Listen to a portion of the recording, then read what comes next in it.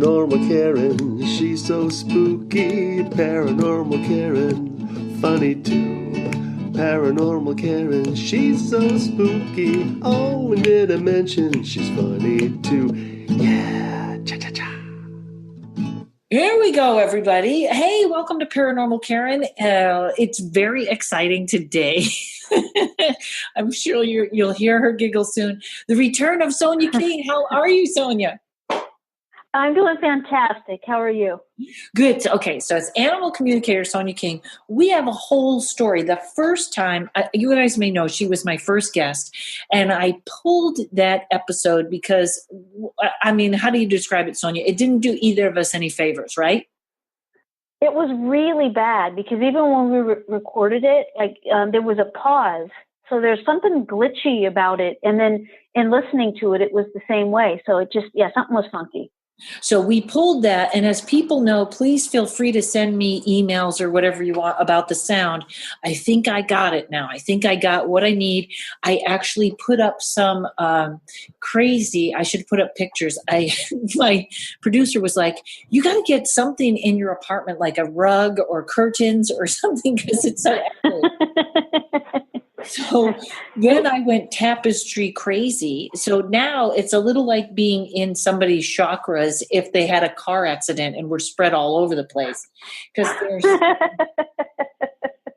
there's just these mandalas everywhere hanging in these curtains.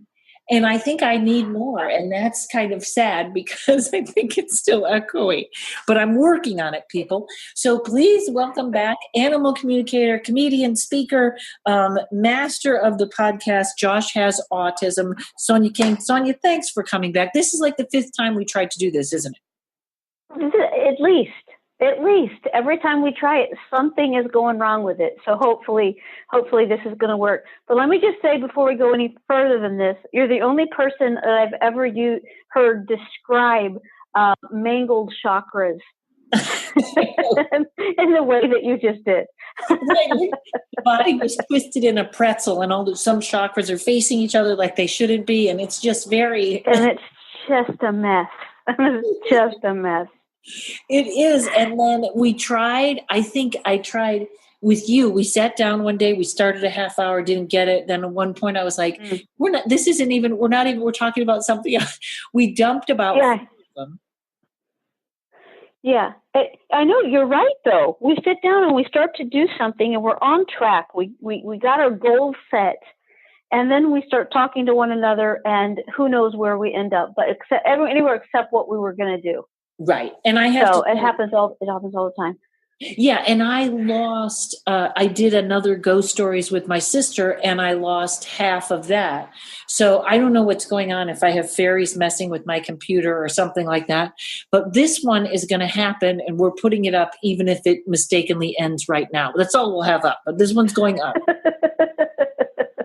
It sounds like a plan. Because it hasn't been working, so it is now. Yay! Yay! Oh, and whatever you did with your phone right there, it sounds perfect. Whatever you just did. Good. I think please, everyone, paranormalkaren@gmail. Email me any comments, anything you want. Say the sound is good, it isn't good. Why is there so much traffic on your street? I can hear it. Whatever you want, send it to me. And also, I have to say, so much response from people that have booked with you, from the Karen and Kira podcast, from the one of this that was on here that I pulled. People were still making appointments from that one.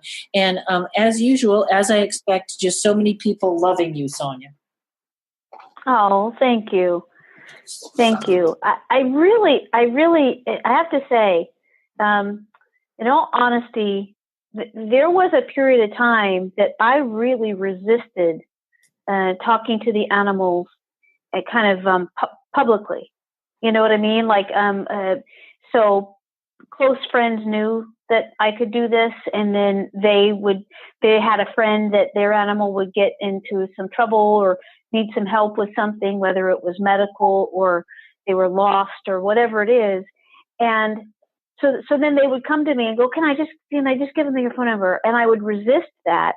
But then finally I just said, okay. And, it was because this is something that can feel kind of I don't know, because it's telecommunicating with animals, right? So it's not it's not telepathic. Yeah. What did I say?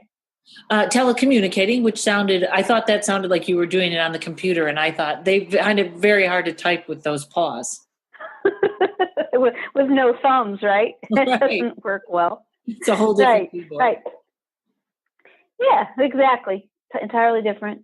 And anyway, it just took a while for me to get comfortable and to be able to take the phone calls that I do. And it's wonderful because I'm able to meet such amazing people, and their pets are phenomenal. Yeah. They always have amazing things to teach. But I don't see, but you are the higher vibration. I always laugh because you're always like, the few times I've seen you get mad, you know how much I enjoy it. You enjoy it too much. I know. You're always mad and bitching about something, and you're always like, well, what do you think it would look like from a higher perspective? You're always right. But then, the few times you lose it, I'm like, oh, this is awesome. This is awesome. Yeah. This is our phone calls. I call you. I'm grumpy and upset and just going off. And on your end, all I hear is laughter. Well, I'm pretty sympathetic. I just love to know that you're human every once in a while. So, yeah, well, yes. And speaking of which, you told me the funniest, because this is going to be a couple of things I want to cover, which is the perspective, what you see that the animals show you, number one, and a couple of stories. We have a couple of stories that actually Anita gets mentioned on every podcast because she's so good. She said, awesome. Tell the story about in Vegas and this and that. So we got some stories, but the animals don't always like each other. No. Not always. And this they don't always like each other, just like, people don't always like each other. I was just talking to a couple of just adorable Cocker Spaniels, and one of them is about 9 years old, one of them is about 3 years old, and so about a year ago, so I guess they were 8 and they were 2, and the older one said about the younger one, he is not sophisticated at all. And so he's just like, this little dude is a nuisance. He's annoying. And so they were different classes, apparently. It's so funny, just not sophisticated, just food all over his face. And yeah. Yeah. It's a slob. Yeah. Didn't have manners. So, yeah. But it's not that they didn't like each other. It's just that they're so different. Oh, I remember there was when I saw my teacher once. We lived in this little apartment, and there was a dog next door that would bark all the time, and I think it just became like white noise to me. And I remember my tarot teacher just stopping the whole thing and going, "He hates that dog next door. Courage just hates that dog," and. Because Courage is probably the only one that would go that far with his opinion. And I remember Courage would sit and listen to it all day, and then just one loud bark like, "Shut up!" That's totally the boss, isn't it? Yes. Like, you don't usually meet dogs that hate other dogs. Boss, very clear. I hate that dog. No sophistication. And he hates huskies. Oh man, he hates huskies. That's my favorite, because the husky will go by and I hold him up to the window, and you make him see a husky. I go, "Oh, he's coming. And there's like 3 in the neighborhood now. And I remember the first time I said to you, I go, "Why doesn't he like the husky?" And you go, "It's something from a past life." And I go, "Yeah, really? Ask him what it is." And he goes, "I don't want to talk about it." End of discussion. Yep. We had another discussion like that about peanuts, didn't we? Yeah. What I think you had said, somehow or another, somebody had said that Oh gosh, I'm going to goof it up now. I can't It's- remember it's- exactly, it's but it was my- something about peanuts. He has an issue with peanuts. It was a woman that said she actually is a great medium, and she was trying animal communication, and she said, Courage is showing me peanuts. There's something wrong with his diet. Is he eating peanuts or something like that? So I said, she goes, you should ask Sonya. So I asked you, and you go, you wait a minute, it gets quiet, and then you go, he says once he was at a place where there were peanut shells on the floor. The end. Yep. That's how As a matter of fact, like he brushes his little paws together. Does he? That's done. That's Yeah, done. it's done. I'm going to start doing that after conversations. The end. The end. The end. Well, but he does. I don't always bring him ghost hunting with me because things scare him. Like I remember once I called you, and I don't want to talk while everybody's like, let Sonya talk. I will, I promise. I'm just, you and I have thousands of stories. And you tell them about your meningitis, though, real quick, and why I have to prompt it. About my meningitis? Yeah, like I prompted the story, so I'm not throwing at things at you, so that you don't. Yes. So, a year ago this month, I got meningitis. It started out as a West Nile virus, which I think is funny if you think about it, Karen, because West Nile virus came from a mosquito. Being an animal communicator really expands to like insect communicator, right? So isn't that really kind of funny that all that serious illness came from this mosquito that I think it's a jerk, but it probably must have thought I was a jerk because it bit me. And then I got West Nile virus, and then that morphed into meningitis. So I was in the hospital for about a week.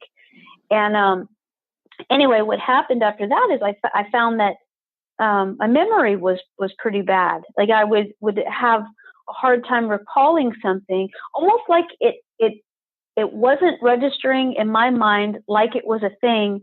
And then somebody would say something and about a particular instance, whatever it was, and it would trigger it, and then I would remember. But it's like if somebody else didn't trigger that, I would not recall that situation or experience. Right. And meningitis is where your brain gets real fat in your head. Right. Yeah. Yeah. So like my big old fat brain was trying to squeeze in my skull, just like I have done many times with jeans. Yeah. Same thing. Same thing. Well, that is ironic that you got it from a mosquito. Maybe the mosquito was like, listen, and you weren't listening. And so it just kicked my butt and sent me to the hospital. Yeah, could be. Oh my God. I know it was, and that's such a weird thing because not that many people get West Nile virus. And I remember getting the phone call and being like, what happened? What? Yeah, it doesn't. And it was only like 1% of the people that get West Nile virus has it turn into meningitis. Wow, you're so special. So, yeah, it's so special. But there's another 1% that I would have enjoyed much more being in, which is, that top 1% with all that moolah. That would be pretty cool. You know what I did if I had unlimited amount of money, I would want to buy like a huge amount of land and hire people, and then we would call it the land of the misfits. Ooh. And every animal that needed help, like especially ones that like people took them to the shelter because they were sick or because they had 3 legs or right. They were blind or they had diabetes, whatever it is, if I had unlimited amount of money, that's what I'd want to do. I know. But I think you might have a copyright issue with Land of the Misfits from the Santa Claus movie or show. Oh yeah. Oh yeah, that's right. But I love that idea. I just saw something on Facebook. I came home and my vet just gave allergy medicine for Courage. That was another $100. You were avoiding me last week because he didn't feel well, and every 10 minutes I was like, "How is he? Is he all right? Is he all right?"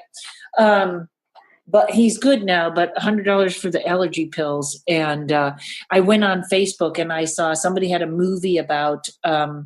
They're called 1-minute documentaries or something. There's always. I'm over my 5,000 friends, so there's always somebody playing something that I don't even know what it is. But it was older dogs. They just take care of older dogs. They foster and walk older dogs, and I thought that was nice. But That's really cool. It is, but I was still mad about spending $100 on allergy pills. So, well, are you sure they're allergy pills? Because what allergy pills? Like, do you get like 100 of them? No, they get like 30. Or it's called Apatol or something like that. It's the new thing. Oh, and you just bought it's no. You just gave him Apoquil. Apoquil, that's what it is. Yeah, it's Apoquil. Yep. Do you know anything about it? Yeah, I know everything about it. Did you take it? I know. Did I take it? No, both of my boys are on it. Well, so you're spending that much for it too, huh? Well, no, because I don't live in LA. Oh. I went to 1-800-PET-MEDS and it was like $2.50 a pill. Yeah. Here, I get them for $2 a pill. Wow. So can you get... So I have... Yeah. We probably shouldn't do this on air.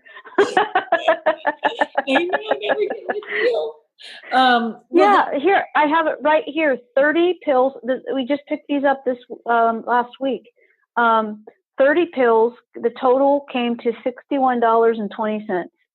Wow. Okay. So on pet meds, I can get it. Well, this is not very paranormal, but we will talk about this later. Yeah. I'm never buying them from the vet again. I think I'm ready. I think I'm done with this vet anyways, because I can get them at pet meds for about that price. So, but the damage is done. All right. So let's get back to ghost stories, because I want to talk about my apartment building and I'm going to prompt this story, and then you can tell the people what Courage saw in the garage. We had a couple that lived across the way, and this apartment, people kept moving out all the time. It was just one apartment that the landlord was like, I can't keep that one full. Everybody starts fighting in there and leaving. And Courage did not like to go by the door because there was a tall, thin shadow figure at the door. And I shared a garage with these people, and whatever that was, one day I pull out of the garage with Courage in his little chair, in his little seat in my car. You can all make fun of me, but he has his own seat, which, by the way, it made me laugh because one time I lowered the seat so it wouldn't bounce. And I was driving and I was talking to you on the phone, and all of a sudden you stop and go, Courage wants to know why he's so low now. He wants to be back up so he can see everything. Right. He wanted to see out the windows. Yeah. So he just is he can boss everything around easier that way. And he was like, well, she's on the phone. I might as well tell her to pull over. And so when we got into the garage, this time I pull out of the garage and I look at him, and he's shaking so bad, but he's shaking and looking straight forward like he's in shock. And I was like, we're not going to the vet. I thought it was that. I had to pull over and call you. And I think that will tell the good folks what he saw. Yeah, it was a pretty scary looking, I wouldn't say creature, but it certainly wasn't a human thing that he saw. And it came, it's as if it darted towards him extremely fast. And I don't really how to describe it, other than it was kind of round. The front of it was round and was kind of frayed at the edges, or kind of prickly at the edges, and it was pretty frightening. It was pretty frightening, and it felt very much like that What would you call that? An entity? What would you call it? Entity is a good word. Now I'm wondering though, did he remember, do you remember the color of the eyes? I don't remember. I'd have to go back and ask him about that, but for the sake of time, do you know? No, I don't. I don't remember you saying that, but now the more that, especially after I've been reading a lot about elementals, and I was talking to Danielle Egnew about them, and it kind of sounds a little bit like an elemental, which can be very intense. And she always said that she said they have yellowish eyes.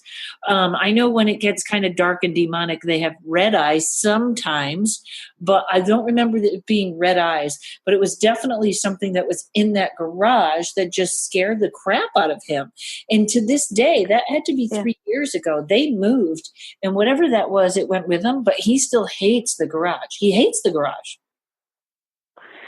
Well, right. Well, your garage is kind of a creepy place to be, right? I mean, because the garage door opens and closes on its own. Oh, you know, your bike, you were gone. Your door was closed. Your bike got stolen out of your garage. Yeah. And this thing, you know, these flying creepy things coming at him. So I can see why he doesn't like it there. But you know what I remember? You know what I remember before the garage was I remember him saying something about that couple that lived there in the apartment, and I remember that it's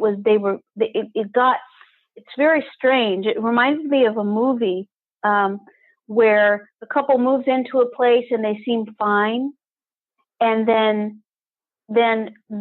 being in this particular place, something happens to them, and it's just horrible. It's so much animosity and hatefulness and just constant fighting. And I remember that's one of the things that he showed me about that. And what he showed me was that it was not the people that were creating that and caused that. You know, that's interesting because I do remember being in the pool with them, and I knew that they moved. I knew the kind of the history of this apartment, and a neighbor had said something else about it. We were in the pool, and I just said to them, I didn't want to go, hey, by the way, you moved into the demon apartment. I said, by the way, yeah. How long is your lease? Okay. Well,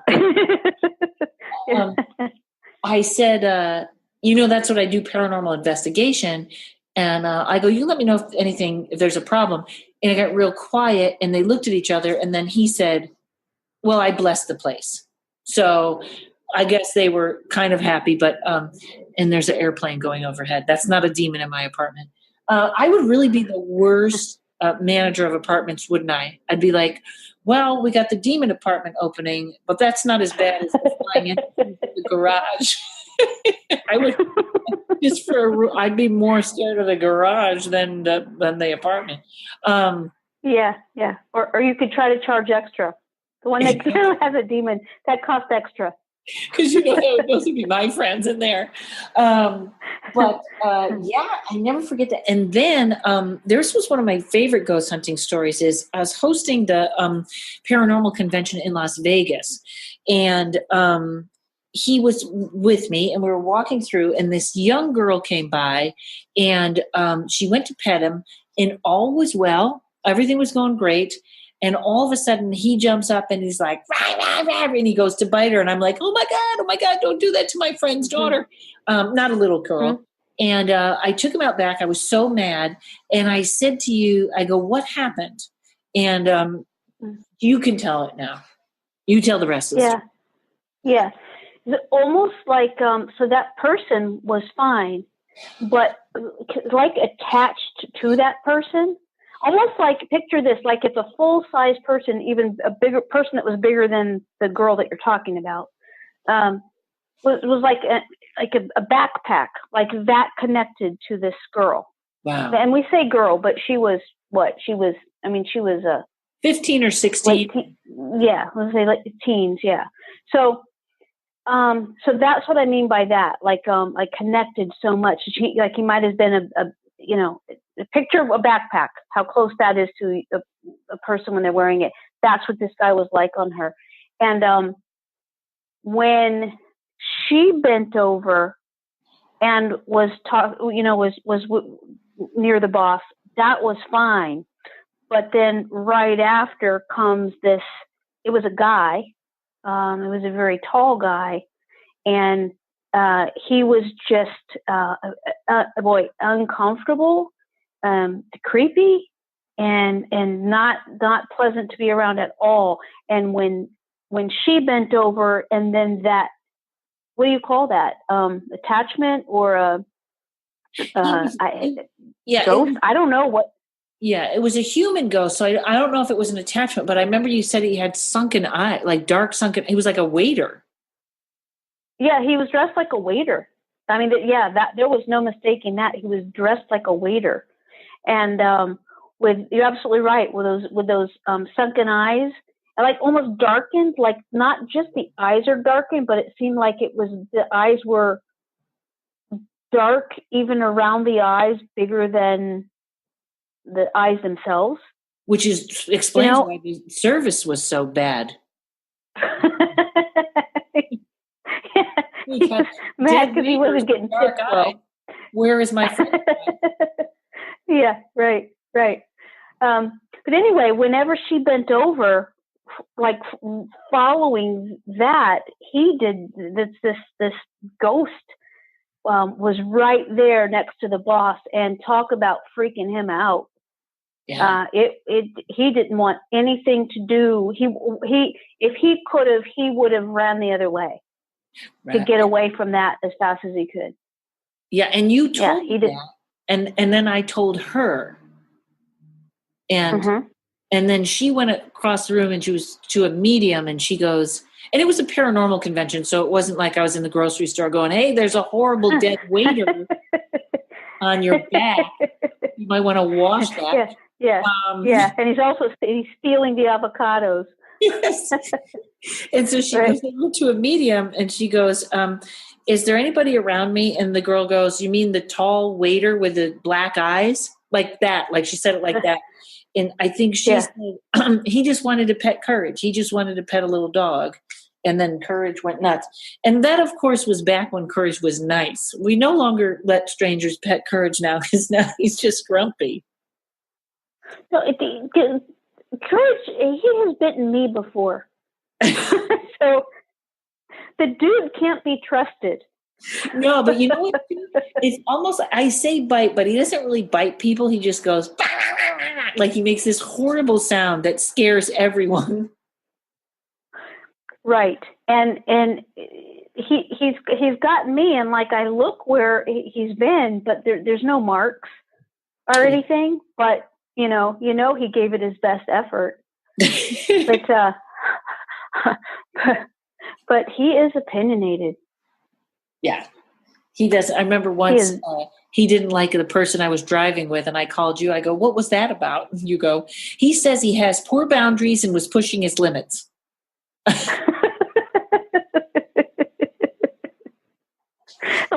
What's so funny is that I call him the boss because he is the bossiest dog I've ever met. So that's why he is the boss, without question.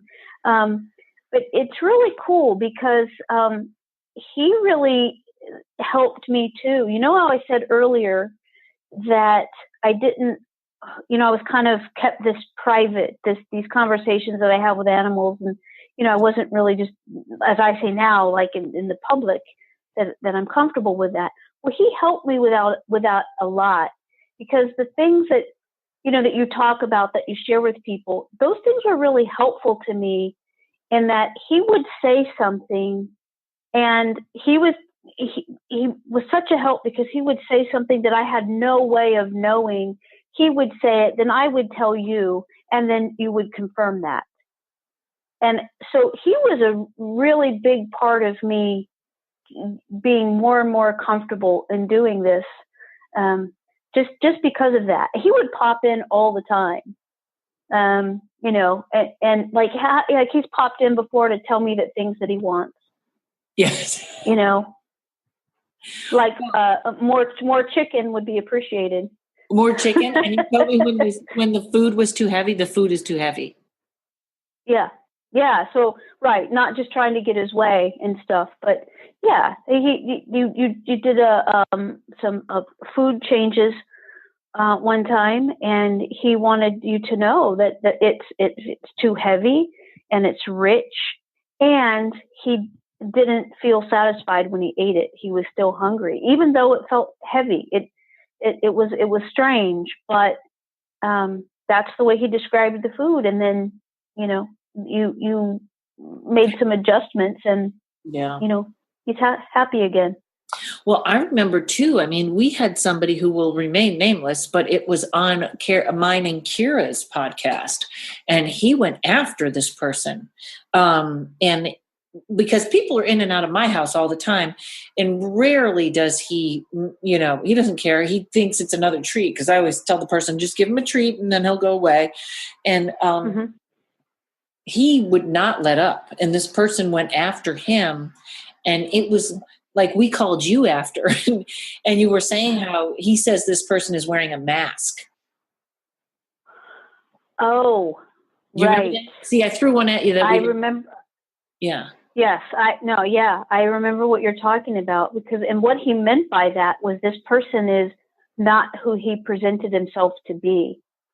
And it was one of the darker ones, I think, that because you seek out stuff. I mean, whether it's dark or light, whatever, you don't care. You're just fascinated and so interested, and you jump in, with both feet. And I'm, I'm like a big chicken, because like, I want to stay in the light.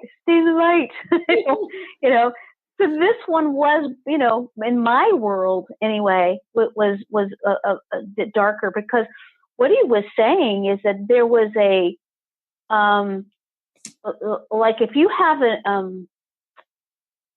almost, he was presenting himself, this person that the boss was describing has presented himself not only to you, but to society as being a certain way. And it's like, when he's not there, when he's not in view, it's like this mask comes off, and he's a completely different being altogether.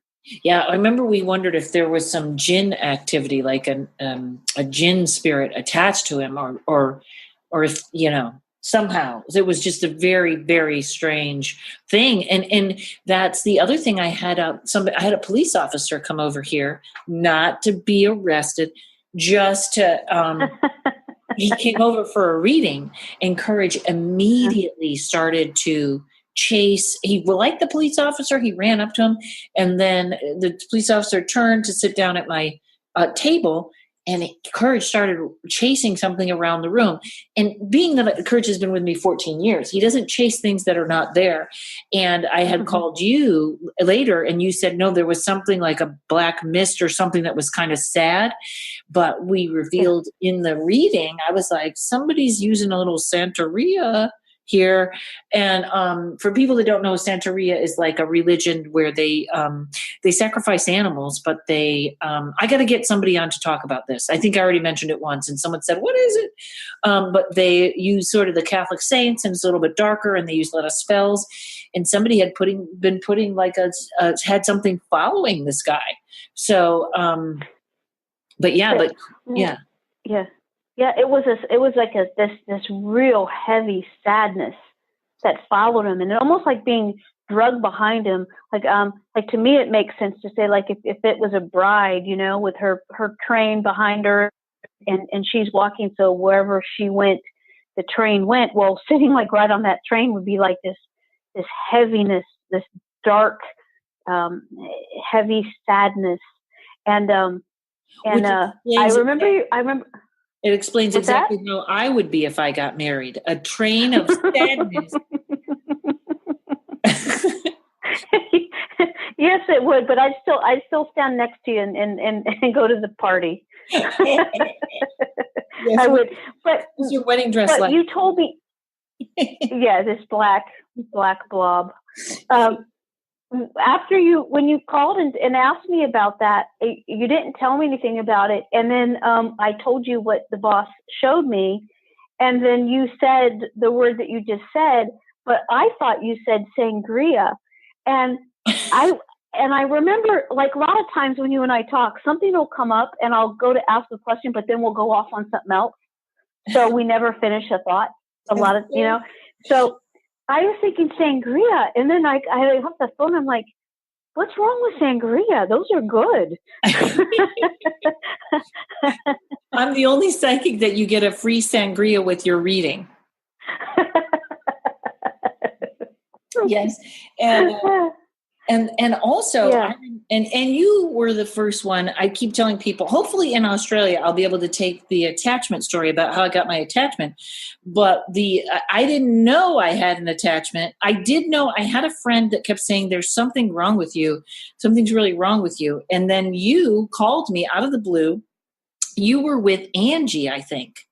And you said, Courage says you have a really big attachment. You're wearing it like a cape. It's very hard to see. So he alerted you to it. And then the story is funny in that I had to call Tommy, my demonologist Tommy. He's up in a wolf sanctuary. I don't know what your demonologist does on a Sunday, but mine is up in a wolf. And he literally tells me what to do. And then I call you and you're like, I'm like, what did Courage say? And then you're like, he said it got worse. And then I call Tommy and Tommy's like, what did Courage say? And it went on and on. He was the whole pivotal, like Courage was talking about everything in this. And we were all like, oh God, Courage said it. Well, then it's true. But I never. Yeah. And Angie said, he wants you to carry a chicken foot with you. Do you remember that? Yeah, I remember that. And I kept saying, I'm not sure. I don't know why. Oh, I know why, because I'm vegan and he's not appreciating that. It's one more way for him to bring some chicken into the conversation. That's what I think it was. Well, also, it was fun. I looked it up later, and that is voodoo. To keep spirits away, they carry a chicken foot. Oh. But I would have to find a chicken and wait for it to die of natural causes. Right. Mm-hmm. Yeah. Like, not an eaten chicken, a grass-fed, happy chicken at the end of his life. If anyone has one of those, right. I'll take its foot. Yeah, after he's died in bed, all tucked in or whatever, in hospice. I got to go to chicken hospice. Yes, chicken hospice. That was a pretty difficult time because I do remember I wasn't the friend that you said that called and said that to you. No, but I remember. Yeah, but I remember saying to you that that something's not right. Something, because there was also we just talked about like this heavy sadness. But it was a never being settled. It was really hard for you to just settle and just even relax and just, even finish a thought sometimes. What? So yeah. No. Well, you know what else? And then I'm running out of time, and I want to talk about what you see when the animals show you. Also, I do a joke about a haunted mirror, and the haunted mirror story started with he couldn't sleep in front of the mirror. I had this big mirror in here, and he couldn't sleep, and he was marching around. And then you said there's something in that mirror, and then like 3 different people came over and were like, "There's a little boy in that mirror." And then of course we had to have Tommy over again in the middle of the night with a cauldron of burning something. I don't know what he did. But he closed off the vortex in the mirror. You gotta love that. I love the fact he was here with a cauldron of like burning incense. What we found out that night is my smoke alarms didn't work, but yet he's putting magical symbols out. He's cleansing the mirror and fighting with his wife at the same time. That was why I was like, wow, that's multitasking. Like I have never. That's a sitcom. I know. my demonologist, my wife and the demonologist. So now you were saying today that like dogs or cats don't show you people what they actually look like. They show you them as energy. Well, what happens is through the years and asking them different questions, what they do often is they show, so somebody that can communicate with animals, somebody that can hear what the animals are saying or see the pictures they're showing or the emotion that they're feeling or the way that their physical body, what it's experiencing. So a person that can pick up on that, a lot of times the animals will show us things that we can relate to. So that's why you can go to, different animal communicators and they can share with you the same thing, but it might be a little bit different because their way of expressing themselves are different. The people are, right? Or their interpretation might be a little different. Exactly. So what happens before that, though, I asked them, I go, is this how you see it? Because what I found was they were showing something to me and it really resonated with me. So that began my conversation about what do they actually see. And what they shared with me is that what they actually see is kind of like energy grids. So when people, they're going to describe a person to me the way that we will see that person in the way to help the conversation, the communication, getting back to their humans, right? That's why they describe it the way that I will understand it. But what they actually see is kind of like an outline and this grid, this energy grid with vibrations. That's what they actually see. That's the Matrix. It is the Matrix. Do they ever see Keanu Reeves? Because I would like to see Keanu Reeves. Would you? Like on a regular basis? Yes. Really? maybe we can vortex him. He seems like we'll work on that. He seems like a very nice man. He does. And he was in the vortex, so like he was in the Matrix, so he will be able to explain a lot, I think. He will be our continuing universal symbol of the Matrix. Yes, my friend worked with him, said he was really nice. And but now do cats, because in ghost hunting, there's an all spectrum camera. And we talk about how it shows different colors and things like that. But, and I forgot to do my ad. I'll have to do it at the end. But also, the all spec camera, they show what a cat's eye sees and what our eye sees and what the all spec camera falls in between there. But it's really amazing. I mean, cats really even see that stuff more than dogs, don't they? I'd agree with that. Yes. And I also think that it depends on the cat. Some lazy cat. But for like Garfield. Yes. No, but he sees everything in the colors of lasagna. Yes, that's right. Yes, they do, and I would. And horses are on such a spiritual level. They operate. All animals operate on a spirit level, but that's why if you ever hear like horses that people describe them as being very flighty, or they spook and they have to wear those blinders, it's because they really do operate on the spirit level all the time, to such a degree that they are functioning more in what you don't see than what you do see. Wow. I need those blinders at the airport.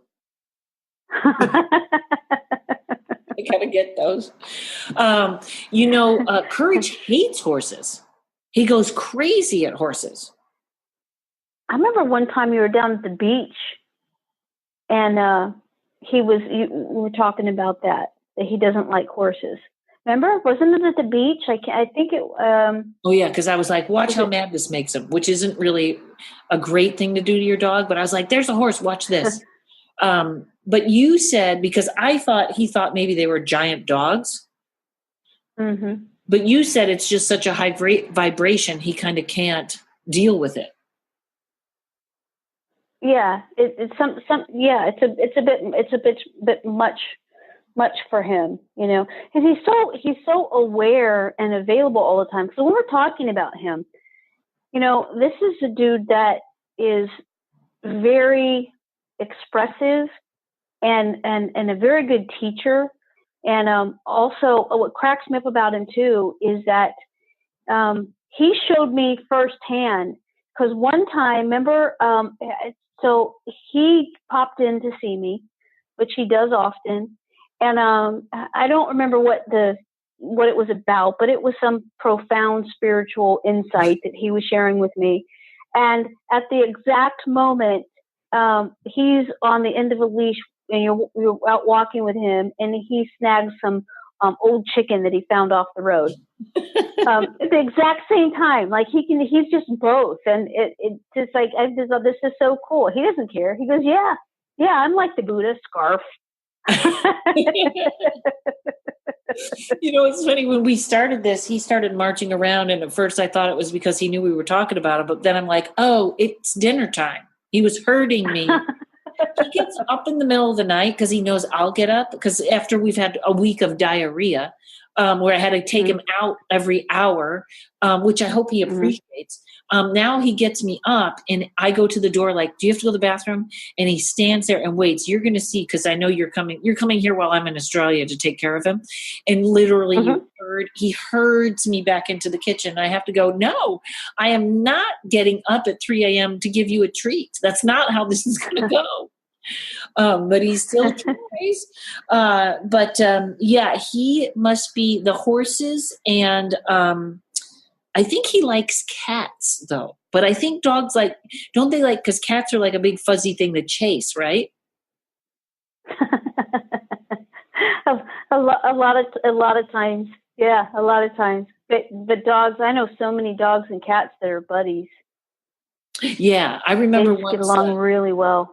Yeah, I came in once when I lived in this house. They had 3 black cats, and he didn't like the cats. And they used to get locked into my house by mistake. And one day I come home and I find Courage and the cat sitting on the couch. And I was like, why are you two getting along? And then I looked, and the cat had knocked all the dog food on the floor, and they just had a feast. And Courage was like, you're not so bad after all. This is teamwork. This is how we do it. Although that's funny. I just picture that you open in the door and they just like sit up real quick, like, yeah, we're not doing anything. Right. We're not doing anything. I love those cats. Yeah, and that was in that house that was so haunted, where he just said, I just had to close my eyes. There were so many things flying through that house. And you know what I forgot? And we're almost to, thank you for doing this again for the 17th time, where I think I got it right now.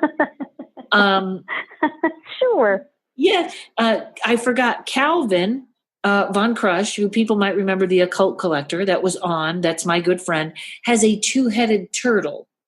And I forgot to send you the picture, but we're going to have to do that as like a little 5-minute clip on one and see what the 2-headed turtle says. Because he says they have 2 very different personalities. Okay. It's a Siamese turtle. Yeah. So is it Siamese turtle? Yes, it's got 2 turtles in a shell that's connected to another shell. Wow. Yeah. Okay, that'd be cool. Yeah. So, let's do like a clip on that. That'd be cool. Yeah, so we'll do a clip on that, and I think we're today's episode. I'm so happy that we did this again, just so people will get to know you, because I believe either A, you're going to be on a lot, or little clips will be on a lot, or everybody needs to know you so that they'll know why I think my dog is talking to me. Right.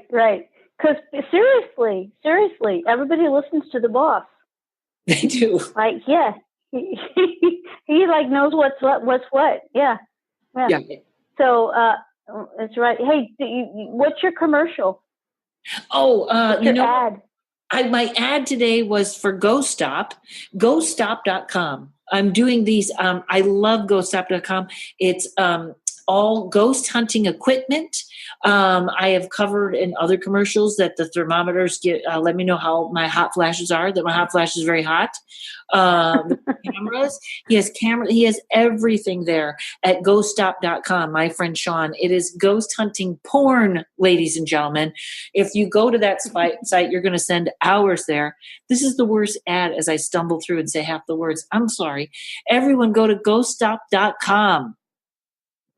Ghoststop.com. Yes, you can. It's great.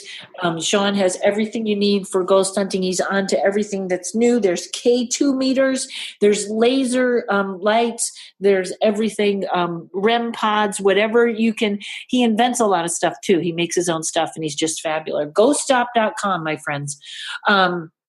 So Sonya, another thing I want to say too before we wrap up is a lot of people have heard you on Karen and Kira. They've heard you here on the other one that we pulled because we hated it. And we apologize if some of the stories were repeats. She has an excuse, meningitis. I just can't remember shit. That's my excuse. I feel the universe is expanding too fast, but everyone doesn't buy it. Everyone else is like, I think you just don't pay attention.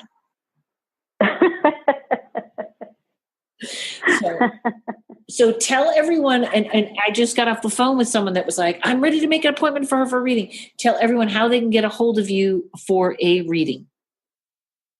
Yeah, you can email me at funnyfarm@sonyaking.com.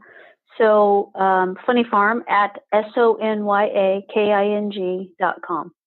Yes, and we will work out that special. I think people would love it if we had a special where they got half hour with me, half hour with you. Yeah, I'd love it. That'd be I'd great. love it. Let's do it. And also, if anyone wants to see us Thanksgiving weekend, we're in Pennsylvania together at the, what are we at? The Mohegan Sun? We're at Mohegan Sun. There's a Wisecrackers Comedy Club in the Mohegan Sun in Wilkes-Barre, Pennsylvania. Right. There you go. Oh, and I'm going to plug a couple of dates while I'm on the podcast. In July, come see me at Stir Crazy in Phoenix, Arizona. I'm going to be there. Also, Psychic Stand Up. If you're in the Burbank area, we had a great crowd last time. Well, almost everybody came from the podcast. Terrific show. You'll hear you probably will already have heard, or it's coming up in the next ones. I have the comedy Paranormal Karen, where I play clips from that show and from another show that's featured on my CD. And also, please, if you can give me any kind of a review on iTunes, it really helps out. It helps other people find the podcast. You can also become a sponsor. There's 3 different levels of sponsorship if you want your ad on here, or you just want to help me out and give some money and say, Karen, please get that dog a chicken foot. I've just donated some money. For that. And thank you to Mike at Uno Rising Media. Thanks to everybody. You got any last minute comments or things you want to tell the folks, Sonya? Just that, they should go see Psychic Stand Up. It's one of the best shows in LA. And you're going to come out and do it again with me sometime, I hope. Yeah, I'd love to. Yes. Awesome. Sonya King, thank you so much, my dear. Thanks, everybody. Leave us a review. Woo! Thanks.